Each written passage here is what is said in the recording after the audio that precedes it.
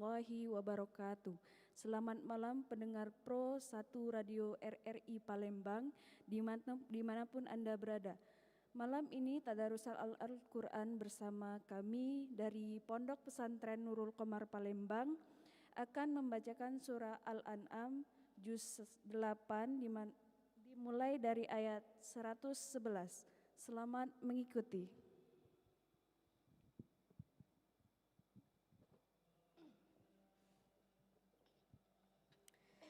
أعوذ بالله من الشيطان الرجيم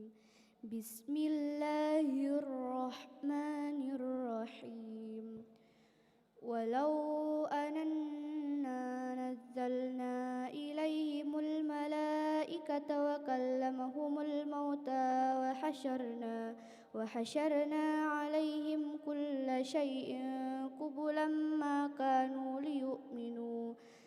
ما كانوا ليؤمنوا إلا أن يشاء الله ولكن أكثرهم يجهلون وكذلك جعلنا لكل نبي عدوا شياطين الإنس والجن يوحي بعضهم إلى بعض زخرف القول الغرورا ولو شاء ربك ما فعلوه فذرهم وما يفترون ولتصغى إليه أفئدة الذين لا يؤمنون بالآخرة وليقترفوا ما هم مقترفون أفغير الله أبتغي حكما وهو الذي أنزل إليكم الكتاب مفصلا والذين آتيناهم الكتاب يعلمون أنه منزل من ربك بالحق فلا تكونن من الممترين وتمت كلمة ربك صدقا وعدلا لا مبدل لكلماته وهو السميع العليم وإن تطع أكثر من في الأرض يضلوك عن سبيل الله إن يتبعون إلا الظن وإن هم إلا يخرصون إن ربك هو أعلم من يضل عن سبيله وهو أعلم بالمهتدين فكلوا مما ذكر اسم الله عليه إن كنتم بآياته مؤمنين وما لكم ألا تأكلوا مما ذكر اسم الله عليه وقد فصل لكم ما حرم عليكم إلا ما اضطررتم إليه وإن كثيرا ليضلون بأهوائهم بغير علم إن ربك هو أعلم بالمعتدين وذروا ظاهر الإثم وباطنه إن الذين يكسبون الإثم سيجزون بما كانوا يقترفون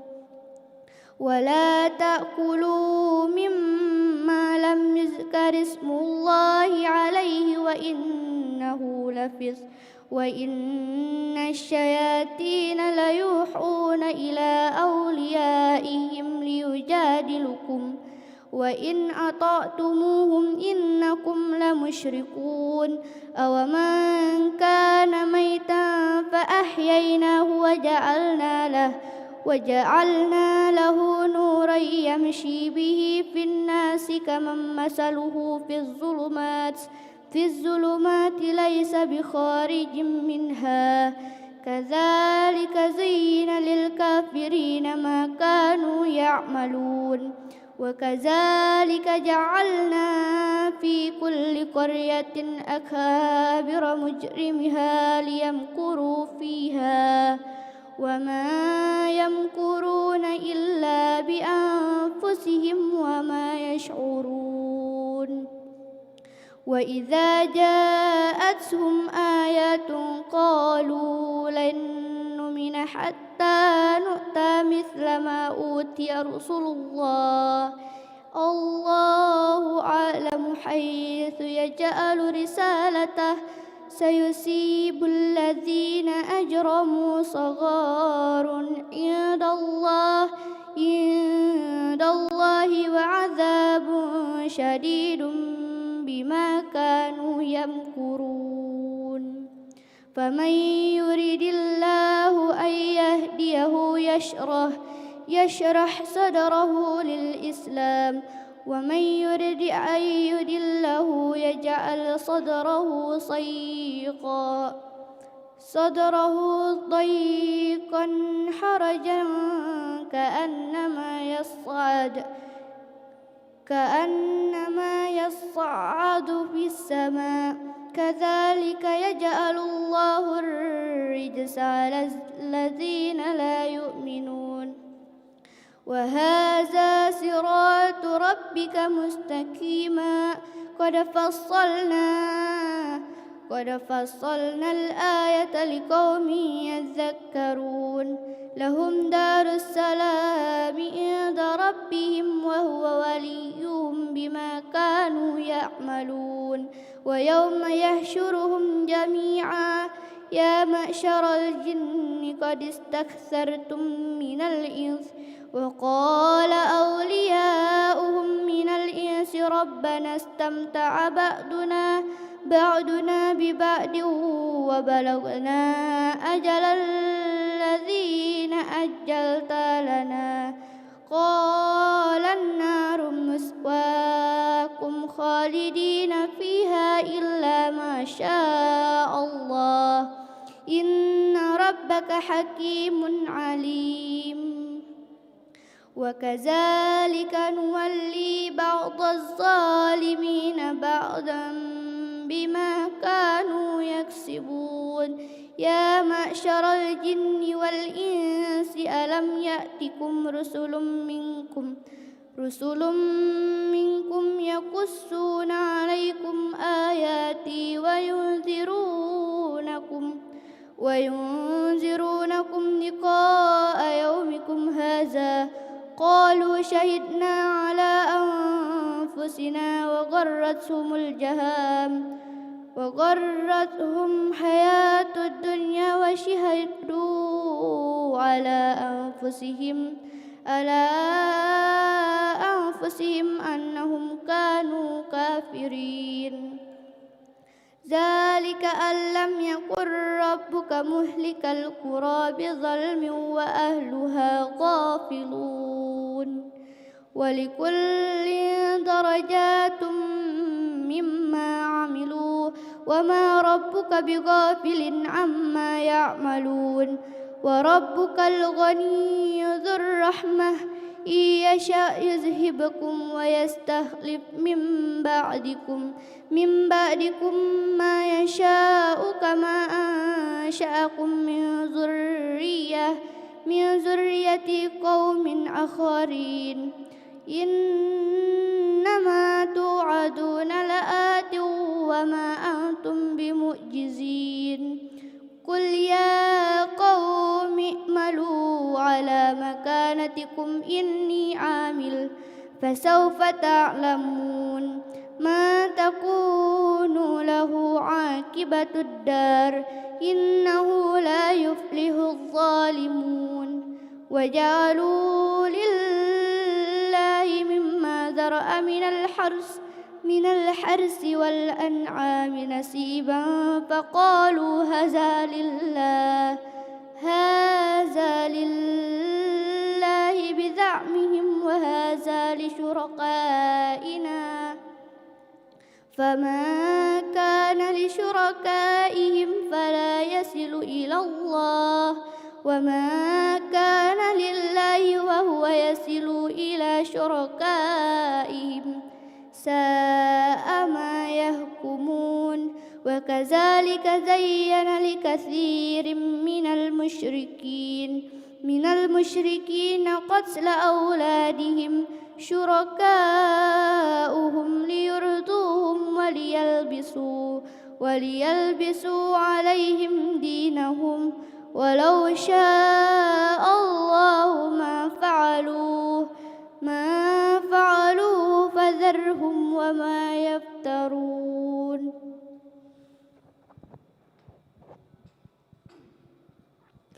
قالوا هذه أنعام وحرث حجر لا يطعمها إلا من يشاء بزعمهم وأنعام حرمت ظهورها وأنعام لا يذكرون اسم الله عليها افتراء عليه سيجزيهم بما كانوا يفترون. وقالوا ما في بطون هذه الأنعام خالصة لذكورنا ومحرم على أزواجنا وإن يكن ميتة فهم فيه شركاء سيجزيهم وصفهم إنه حكيم عليم. قد خسر الذين قالوا أولادهم سفها بغير علم وحرموا ما ورزقكم الله افتراء على الله قد ضلوا وما كانوا مهتدين. وهو الذي أنشأ جنات معروشة وغير معروشات والنخل والزرع مختلفا أكله والزيتون ورمان ومتشابها وغير متشابه كلوا من ثمره إذا أثمر وأحقه يوم حصاده ولا تسرفوا إنه لا يحب المحسرين. ومن الأنعام حمولة وفرشا كلوا مما رزقكم الله ولا تتبعوا خطوات الشيطان إنه لكم عدو مبين. 8 أزواج من الضأن 2 ومن المعز 2 قل الذكرين حرم أم الأنثيين أما اشتملت عليه أرحام الأنثيين نبئوني بعلم إن كنتم صادقين.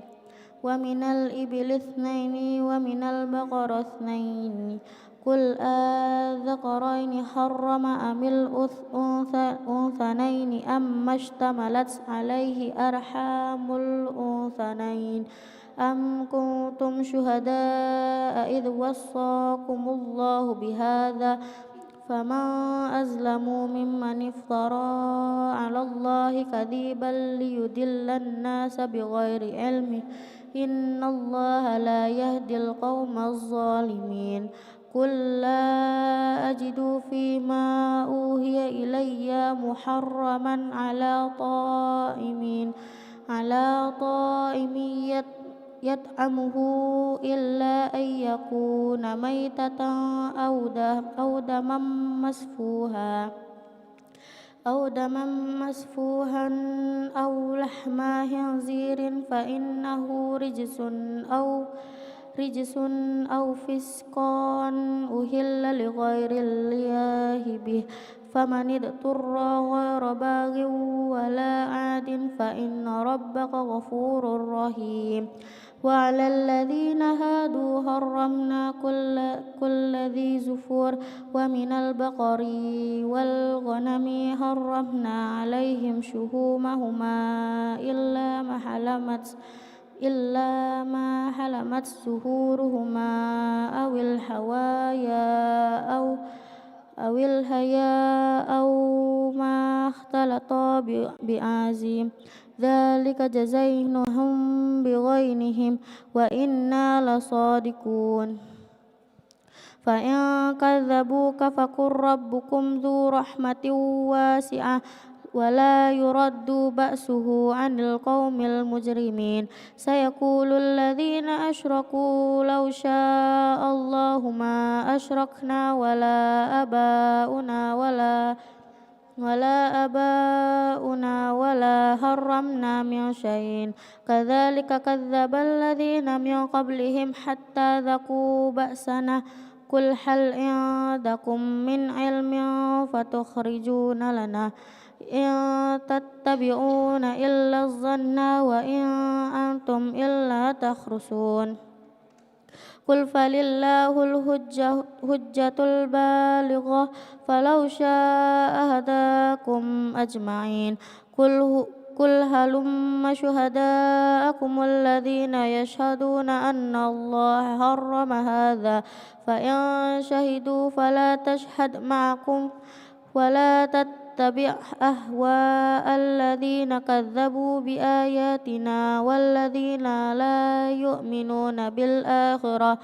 لا يؤمنون بالآخرة وهم بربهم يعدلون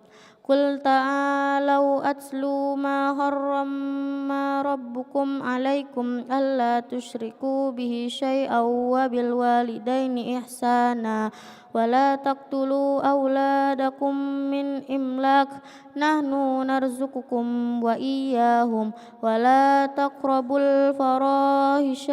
ما ظهر منها وما بطن ولا تقتلوا النفس التي حرم الله إلا بالحق ذلكم وصاكم به لعلكم تعقلون ولا تقربوا مال اليتيم إلا بالتي هي أحسن حتى يبلغ أشده وأوفوا الكيل والميزان بالقسط لا نكلف نفسا إلا وسعها وإذا قلتم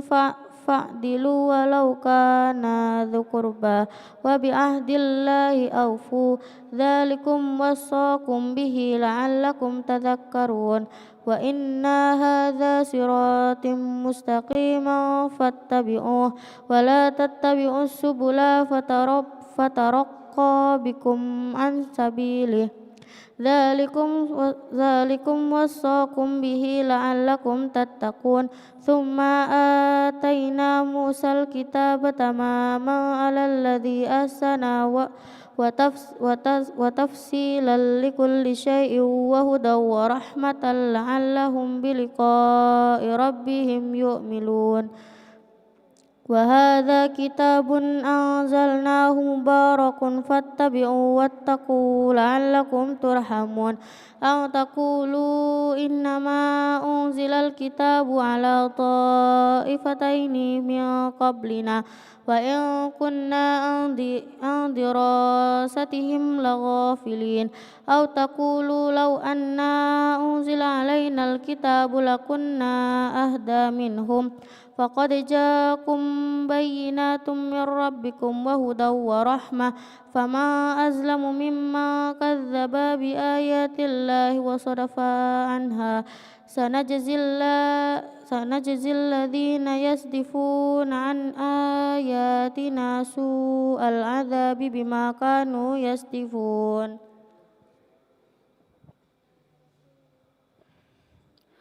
هل ينظرون إلا أن تأتيهم الملائكة أو يأتي ربك أو يأتي بعض آيات ربك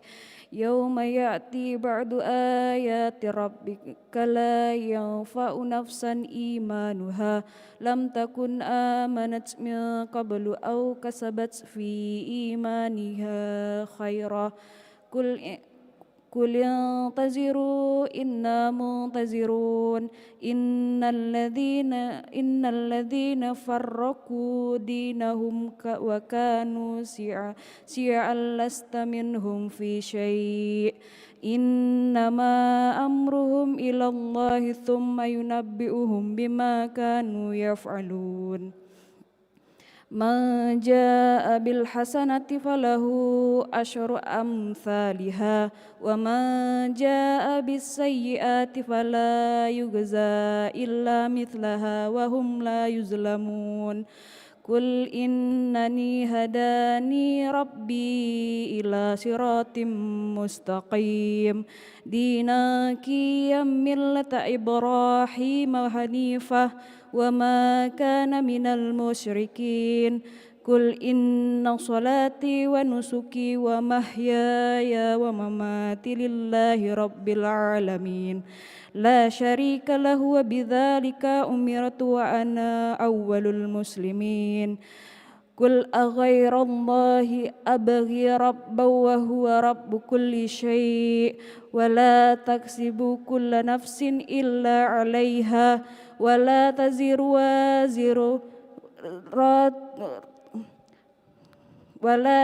وازرة وزر أخرى ثم إلى ربكم مرجعكم فينبئكم بما كنتم فيه تختلفون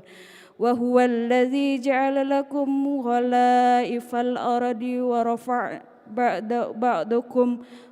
فوقكم بعض درجات ليبلوكم فيما آتاكم إن ربك سريع العقاب وإنه لغفور رحيم بسم الله الرحمن الرحيم ألف لام ميم صاد كتاب أنزل إليك فلا تكن في صدرك حرج منه لتنذر به وذكرى للمؤمنين اتبعوا ما أنزل إليكم من ربكم ولا تتبعوا من دونه أولياء قليلا ما تذكرون وكم من قرية أهلكناها فجاءها بأسنا بياتا أو هم خائلون فما كان دعواهم إذ جاءهم بأسنا إلا أن قالوا إنا كنا ظالمين فلنسألن الذين أرسل إليهم ولنسألن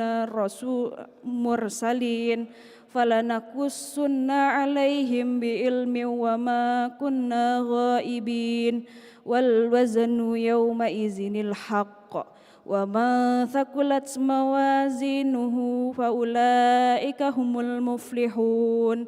ومن خفت موازينه فأولئك الذين خسروا أنفسهم بما كانوا بآياتنا يظلمون ولقد مكناكم في الأرض وجعلنا لكم فيها معايش قليلا ما تشكرون ولقد خلقناكم ثم صورناكم ثم قلنا للملائكة اسجدوا لآدم فسجدوا إلا إبليس لم يكن من الساجدين قال ما منعك ألا تسجد إذ أمرتك قال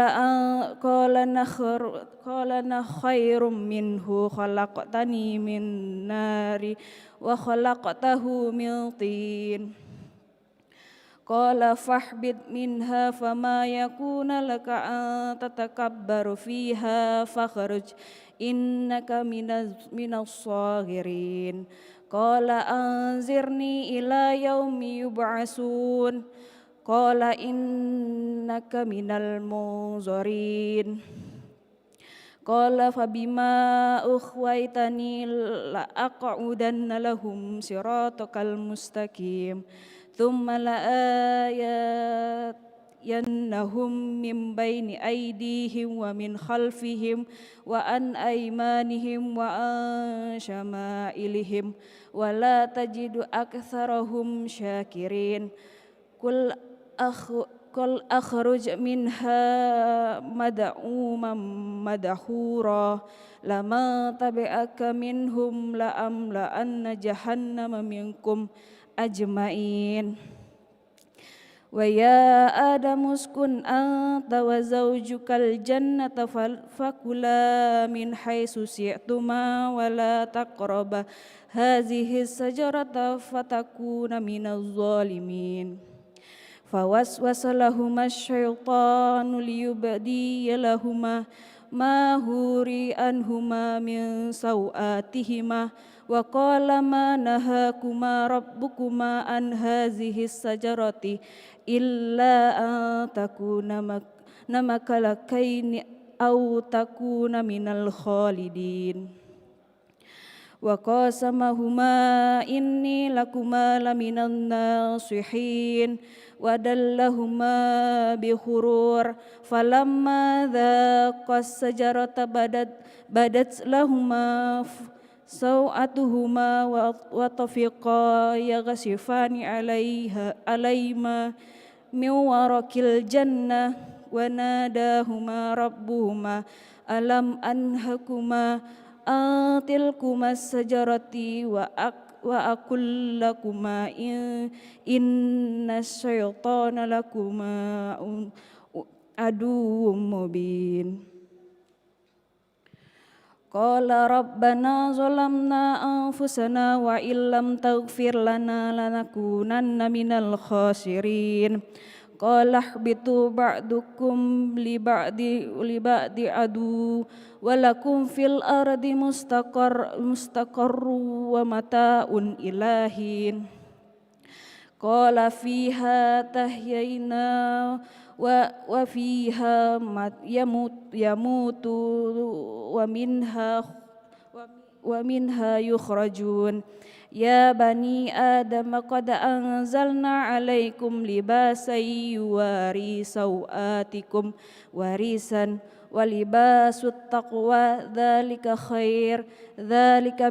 ذلك من آيات الله لعلهم يذكرون يا بني آدم لا يفتننكم الشيطان كما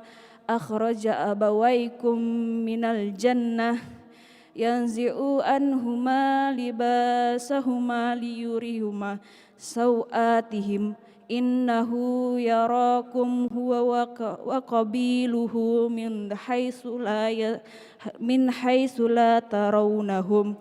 إنا جعلنا الشياطين أولياء للذين لا يؤمنون وإذا فعلوا فاحشة قالوا وجدنا عليها آباءنا والله أمرنا بها قل إن الله لا يأمر بالفحشاء وتقولون على الله ما لا تعلمون قل أمر ربي بالقسط وأقيموا وجوهكم عند كل مسجد ودعوه مخلصين له الدين كما بدأكم تعودون فريقا هدى وفريقا حق عليهم الضلالة إنهم اتخذوا الشياطين أولياء من دون الله ويحسب أنهم مهتدون.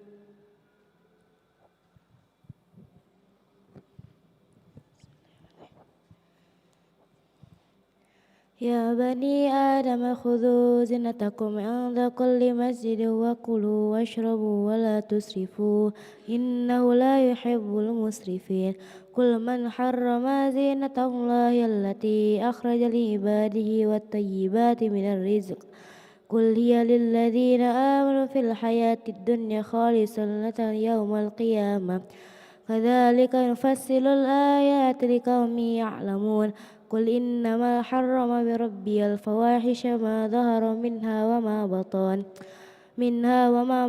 والإثم والبغي بغير الحق وأن تشركوا بالله ما لم ينزل به سلطانا وأن تقولوا على الله لا تعلمون ولكل أمة أجل فإذا جاء أجلهم لا يستأخرون ساعة ولا يستفضعون يا بني آدم إما يأتينكم رسل منكم يقصون عليكم آياتي فمن اتقى وأصلح فلا خوف عليهم ولا هم يحزنون والذين كذبوا بآياتنا واستكبروا عنها أولئك أصحاب النار هم فيها خالدون فمن أظلم ممن افترى على الله كذبا وكذب بآياته أولئك ينالهم نصيبهم من الكتاب حتى إذا جاءتهم رسلنا يتوفونهم قالوا أين ما كنتم تدعون من دون الله قالوا ضلوا عنا وشهدوا على أنفسهم أنهم كانوا كافرين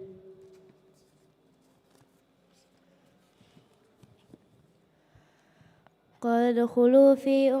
قد خلت من قبلكم من الجن والإنس في النار كلما دخلت أمة لعنت أختها حتى إذا اداركوا فيها جميعا قالت أخراهم لهم ربنا هؤلاء أضلونا فآتهم عذاب ضعف من النار قال لكل ضعف ولكن لا تعلمون وقالت أولهم لأخراهم فما كان لكم علينا من فضل فذوقوا العذاب بما كنتم تكسبون إن الذين كذبوا بآياتنا واستكبروا عنها ولا تفتح لهم أبواب السماء ولا يدخلون الجنة حتى يلج الجمل في سم الخياط وكذلك نجزي المجرمين لهم من جهنم مهاد ومن فوقهم غواش وكذلك نجزي الظالمين والذين آمنوا وعملوا الصالحات لا نكلف نفسا إلا وسعها أولئك أصحاب الجنة هم فيها خالدون ونزعنا ما في صدورهم من غل تجري من تحتهم الأنهار وقالوا الحمد لله الذي هدانا لهذا وما كنا لتهتدي لولا أن هدانا الله لقد جاءت رسل ربنا بالحق ونودوا أن تلكم الجنة أورثتموها بما كنتم تعملون ونادى أصحاب الجنة أصحاب النار أن قد وجدنا ما وعدنا ربنا حقا فهل وجدتم ما وعد ربكم حقا قالوا نعم وأذن مؤذن بينهم أن لعنة لله على الظالمين الذين يصدون عن سبيل الله ويبغونها عوجا وهم بالآخرة كافرون وبينهما حواج وعلى الأعراف رجال يعرفون كلا بسيمهم ونادى أصحاب الجنة أن سلام عليكم لم يدخلوها وهم يطمعون وإذا صرفت أبصارهم تلقاء أصحاب النار قالوا ربنا لا تجعلنا مع القوم الظالمين ونادى أصحاب الأعراف رجالا يعرفونهم بسيماهم قالوا ما أغنى عنكم جمعكم وما كنتم تستكبرون هؤلاء الذين أقسمتم لا ينالهم الله برحمة وادخلوا الجنة لا خوف عليكم ولا أنتم تحزنون ونادى أصحاب النار أصحاب الجنة أن فافيضوا علينا من الماء أو مما رزقكم الله قالوا إن الله حرمهما على الكافرين الذين اتخذوا دينهم لهوا ولعبا وغرتهم الحياة الدنيا فاليوم ننسهم وما نسوا لقاء يومهم هذا وما كانوا بآياتنا يجحدون ولقد جئناهم بكتاب فصلناه على علم هدى ورحمة لقوم يؤمنون هل ينظرون إلا تأويله يوم يأتي تأويله يقول الذين نسوه من قبل قد جاءت رسل ربنا بالحق فهل لنا من شفعاء فيشفعوا لنا أو نرد فنعمل غير الذي كنا نعمل قد خسروا أنفسهم وضل عنهم ما كانوا يفترون إن ربكم الله الذي خلق السماوات والأرض في 6 أيام ثم استوى على العرش يغشي الليل النهار يطلبه حثيثا والشمس والقمر والنجوم مسخرة بأمره ألا له خلق والأمر تبارك الله رب العالمين وادعوا ربكم تضرعا وخفيا إنه لا يحب المعتدين ولا تفسدوا في الأرض بعد إصلاحها وادعوه خوفا وطمعا إن رحمة الله قريب من المحسنين وهو الذي يرسل الرياح بشرا بين يديه رحمته حتى إذا أقلت سحابة ثقال لا سكنه لبلد الميت فأنزلنا به الماء فأخرجنا به من كل الثمرات كذلك نخرج الموتى ولعلكم تذكرون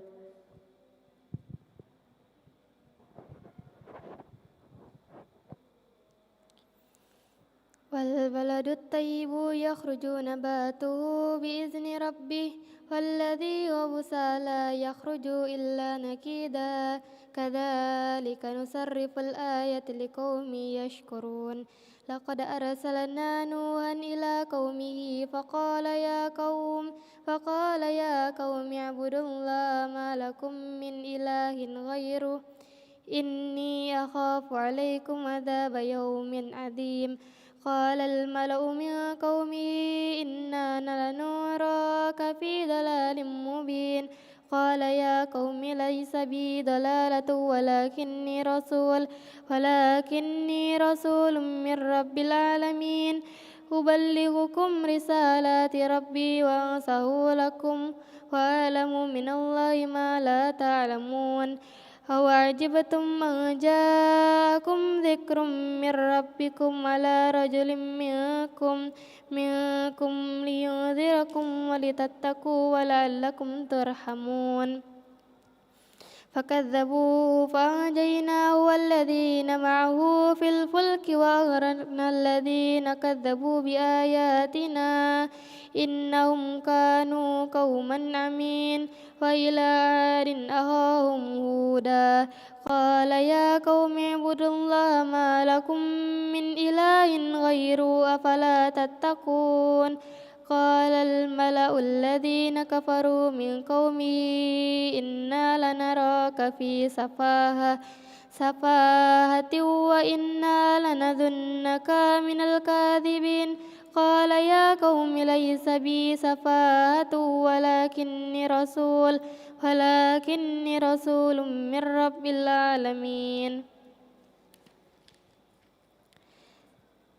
أبلغكم رسالات ربي وأنا لكم ناصح أمين أوعجبتم أن جاءكم ذكر من ربكم على رجل منكم لينذركم واذكروا إذ جعلكم خلفاء من بعد قوم نوح وزادكم في الخلق بسطة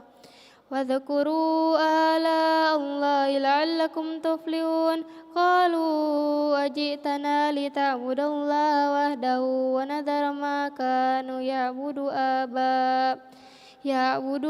آباؤنا فأتنا بما تعدنا إن كنت من الصادقين قال قد وقع عليكم من ربكم رجس وغضب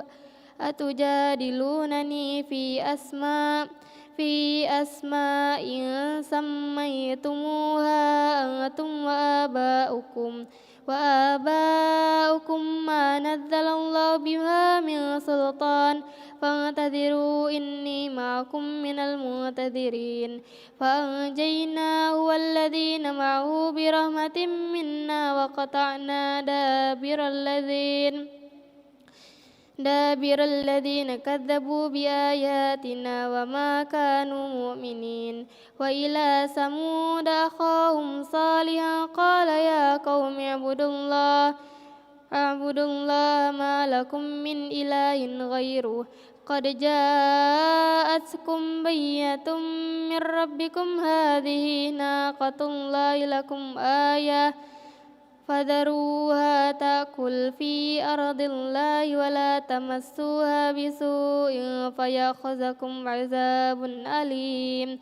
واذكروا إذ جعلكم خلفاء من بعد عاد وبوأكم في الأرض تتخذون من سهولها قصورا وتنحتون الجبال بيوتا فاذكروا آلاء الله ولا تعثوا في الأرض مفسدين قال الملأ الذين استكبروا من قومه للذين استضعفوا لمن آمن منهم وتعلمون أن صالحا مرسل من ربه قالوا إنا بما أرسل به مؤمنون قال الذين استكبروا إنا بالذي آمنتم به كافرون فأقروا الناقة وعتوا عن أمر ربهم وقالوا يا صالح ائتنا بما تعدنا إن كنت من المرسلين فأخذتهم الرجفة فأصبحوا في دارهم جاثمين فتولى عنهم وقال يا قوم لقد أبلغتكم رسالة ربي ونصحت لكم ولكن لا تحبون الناصحين ولوطا إذ قال لقومه أتأتون الفاحشة ما سبقكم بها من أحد من العالمين إنكم لتأتون الرجال شهوة من دون النساء بل أنتم قوم مسرفون فما كان جواب قومه إلا أن قالوا أخرجوهم من قريتكم إنهم أناس يتطهرون فأنجيناه وأهله إلا امرأته كانت من الغابرين فأمطرنا عليهم مطرا فانظر كيف كان عاقبة المجرمين وإلى مدين أخاهم شعيبا قال يا قوم اعبدوا الله ما لكم من إله غيره قد جاءكم بينة من ربكم فأوفوا الكيل والميزان ولا نبخسوا الناس أشياءهم ولا تفسدوا في الأرض بعد إصلاحها ذلكم خير لكم إن كنتم مؤمنين ولا تقعدوا بكل صراط توعدون وتصدون عن سبيل الله من آمن به وتبغونها عوجا واذكروا إذ كنتم قليلا فكسركم وانظروا كيف كان عاقبة المفسدين وإن كان طائفة منكم آمنوا بالذي أرسلت به وطائفة لم يؤمنوا فاصبروا حتى يحكم الله بيننا وهو خير الحاكمين صدق الله العظيم.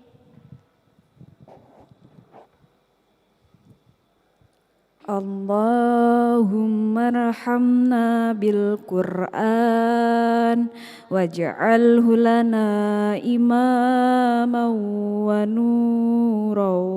wa hudan wa rahmah.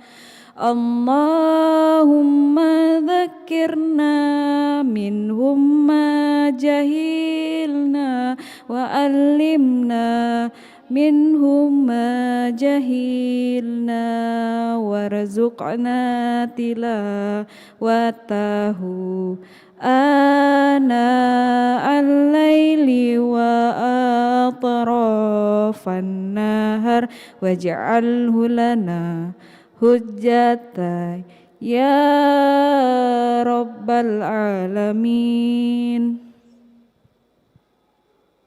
Assalamualaikum warahmatullahi wabarakatuh. Demikian tadarusan Al-Quran malam ini tanggal 7 bulan Maret tahun 2026 bertepatan dengan 19 Ramadan 1440